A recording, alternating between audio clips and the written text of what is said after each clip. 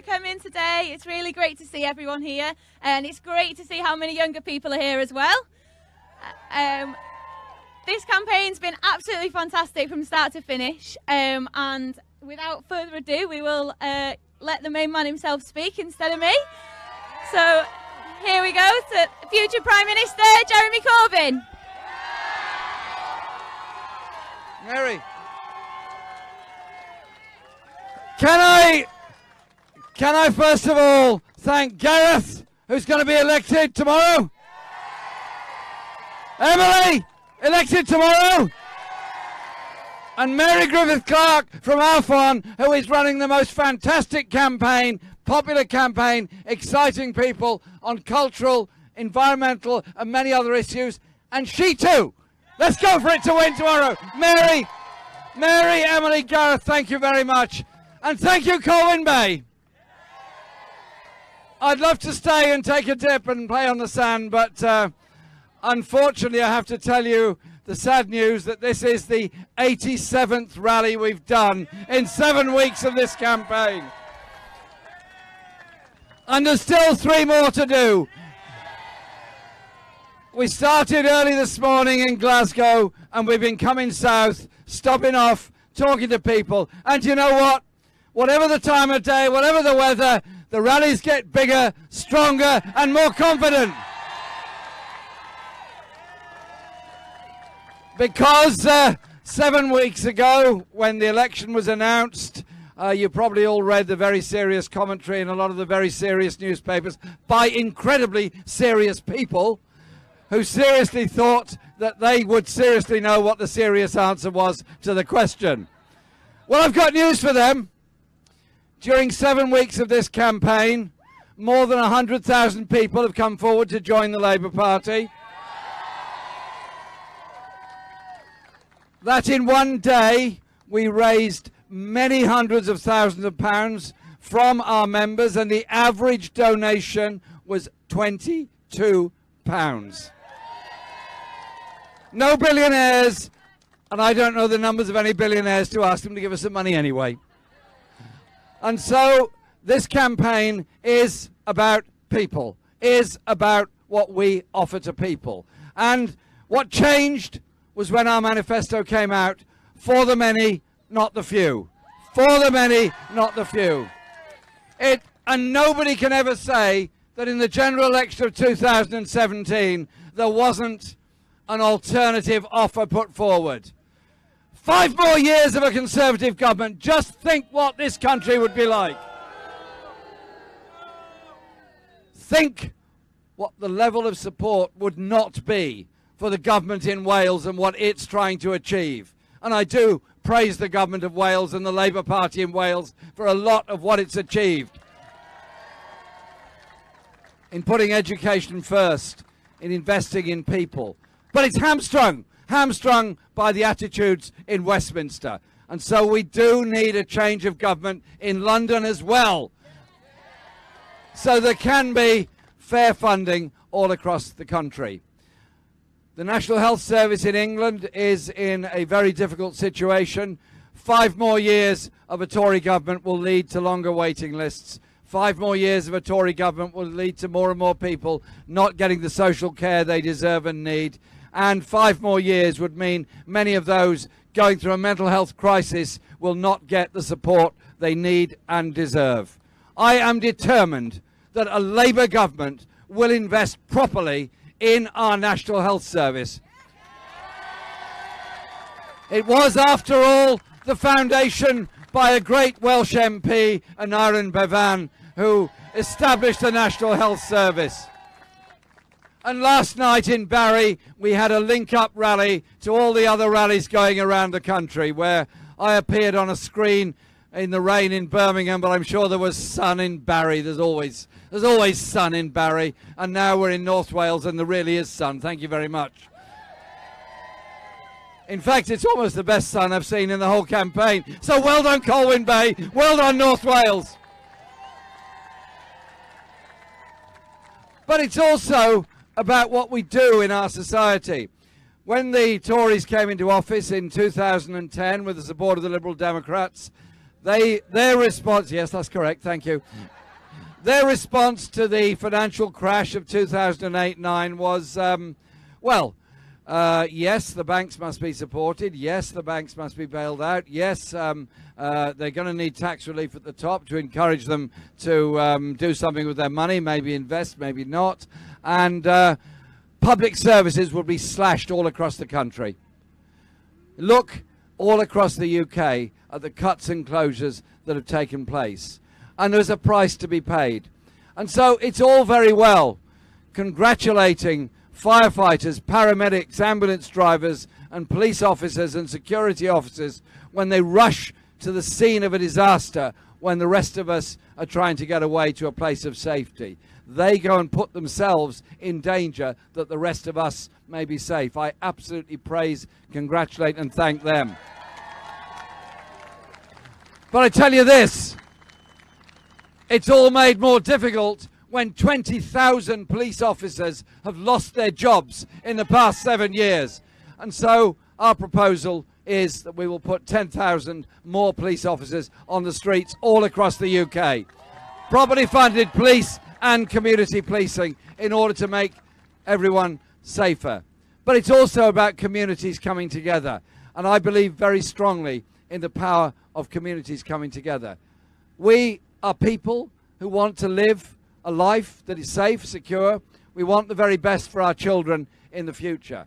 Therefore, we need a government that's prepared to invest in young people for the future. Thank you very much up there, be sure. None of you fall down that slope.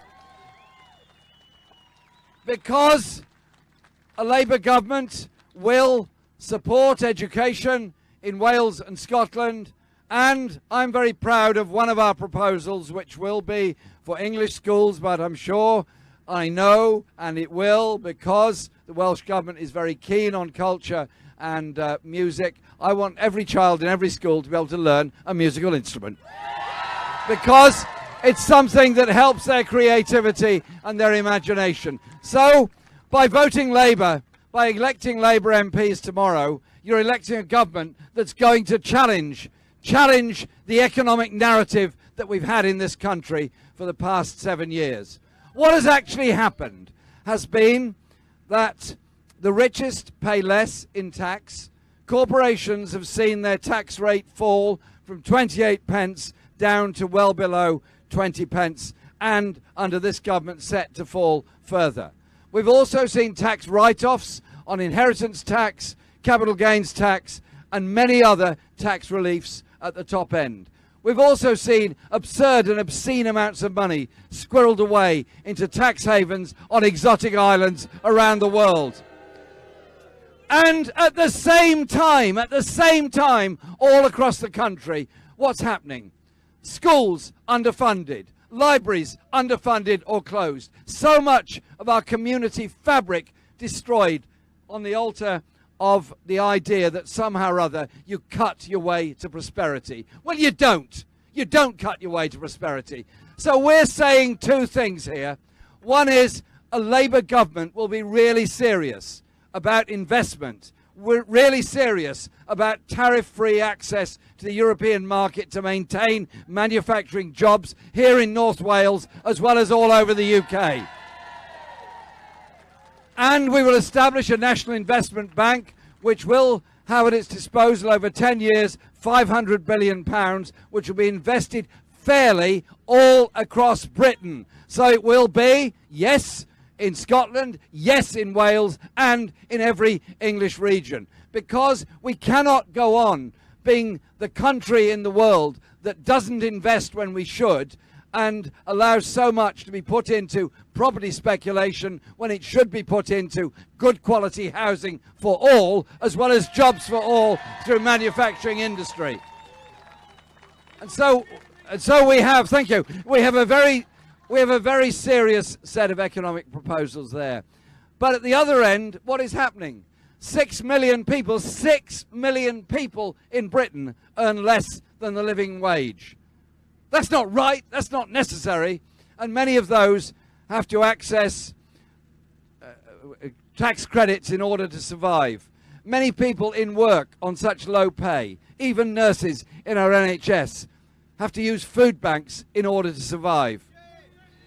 Many people sleeping rough on the streets of our towns and cities because they can't get anywhere to live because there is a housing shortage. And the levels of poverty amongst those with disabilities because of frozen benefits or benefits taken away by unfair tests of availability for work, which lead people to enormous levels of stress. None of this is right, proper, or necessary. And so we've got to look at the issues of rights at work. We've got to look at the issues of rights at work all over the UK. At the moment, we have, as I said, people on 0 hours contract with very few rights. We have a government that's introduced fees to go to an employment tribunal, and even costs might be awarded against the individual going there. Well, we've got a workers' charter. And that workers' charter, I won't give you all, it's too long, but it's very full and very good. I urge you to read it. First of all, full employment rights from day one of employment. Secondly, an end to bogus self-employment, where employers offer people work but don't really offer them a job and say, well, you go self-employed, it won't cost me anything, I won't have to pay any employer's national insurance, you won't get any benefits, you won't get any security. Well, I'm sorry, that's not acceptable in this country. Full employment rights. And an end to 0 hours contracts, and particularly important, I think, is a living wage, a real living wage of £10 an hour by 2020. That £10 an hour real living wage will make a big difference to an awful lot of families. So as we go forward to the election, starting at 7 o'clock tomorrow morning, indeed many have voted by post already, they've been told how to vote by so many people who know so much and know so well. But what's happened in this campaign is something quite remarkable. We've been picking up support all the time. People have been listening to what we have to say. People have been listening and reading to the words that we put forward and the ideas we put forward. And it's that community strength which is so important and so vital. So, tomorrow, the choice. The choice is quite simple. 5 more years of a Tory government, 5 more years of austerity, 5 more years of cuts, or something different. A government that is serious about representing people, and a government that would not be afraid to pick up the phone, not be afraid. Hang on 1 second, I'm not done yet. Thank you.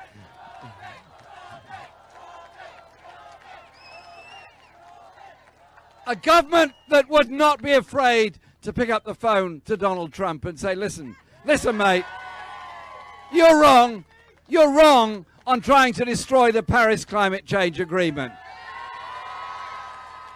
And you're wrong for this very simple reason. We all live on one planet. There isn't any other planet.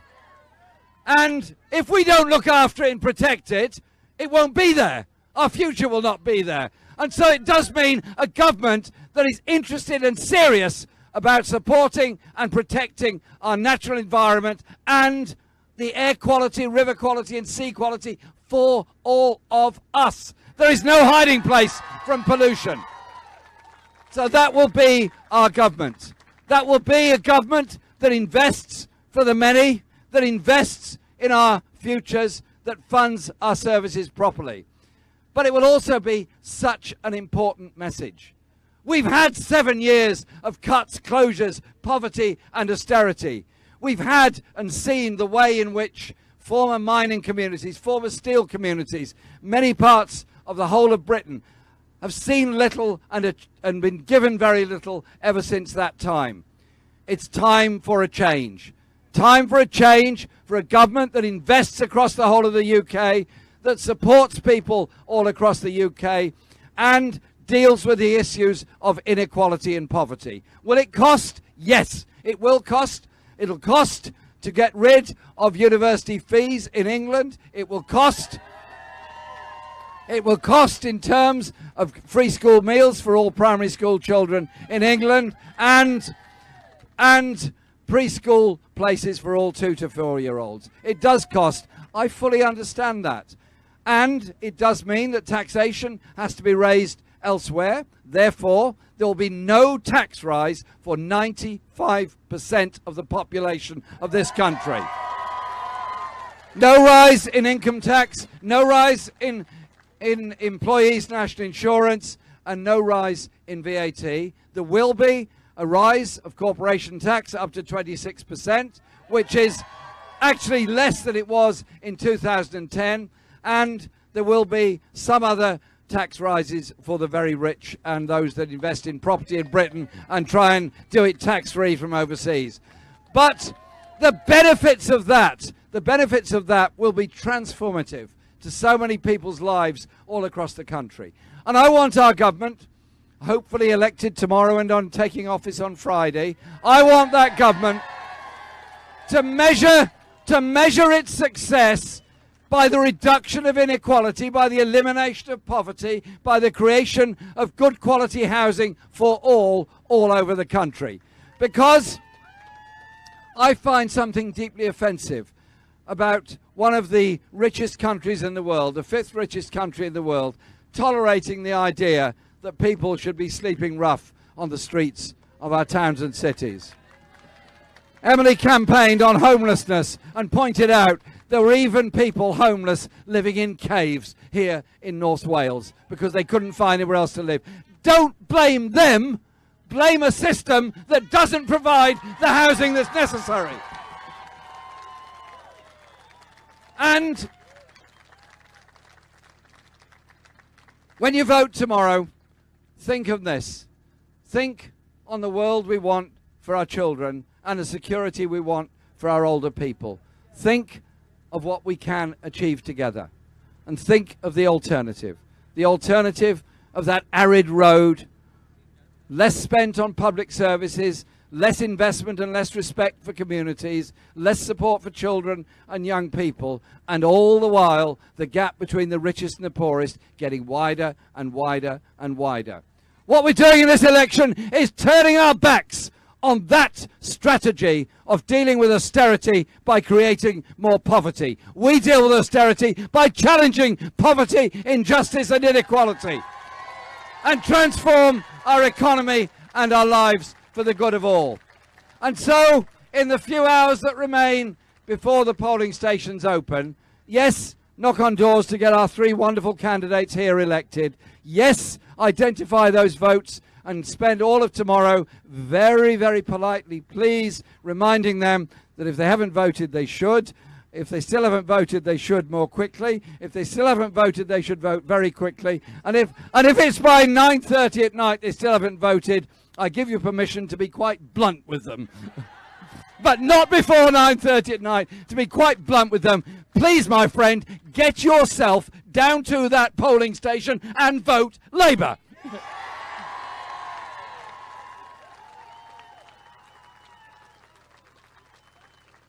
Our party brought so much to this country. I mentioned the NHS and the whole principles surrounding the welfare state. This is not the 20th century, this is the 21st century. We get our information by all of our media, including social media. And I thank all those people that have done so much to spread the word and support what we're doing in every form of media, every public meeting and every bit of door knocking. I thank all those musicians, from classical musicians and poets through to grime artists, who've come on board with the kind of society that they want.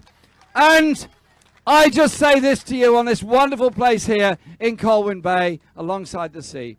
Look at each other, look around you, look at who we are. What are we? Good people! Yeah, very good, very good. Thank you very much, man in a check shirt. Excellent. What are we? We're young? Yes. We're children? Yes. We're old? Yes. We're black? Yes. We're white? We're disabilities? So we don't have disabilities. But above all, we are people coming together with a view, a vision and a dream of the kind of world that we can create. World of social justice and solidarity. So, I go back over to our candidates. Come forward. These people are our candidates. Support them flat out all day tomorrow. Go for it. Let's deliver that historic victory. 2017 will be the year they will never, ever forget. We'll win. Thank you. Give you some flowers.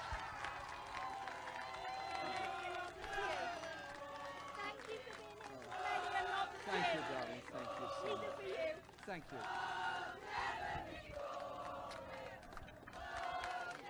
It's really lovely. What's going on? Is that you? I'm Thank you. What's your name, love? Bethany. Thank you, Bethany. Can we all thank Bethany very much for giving me some beautiful roses?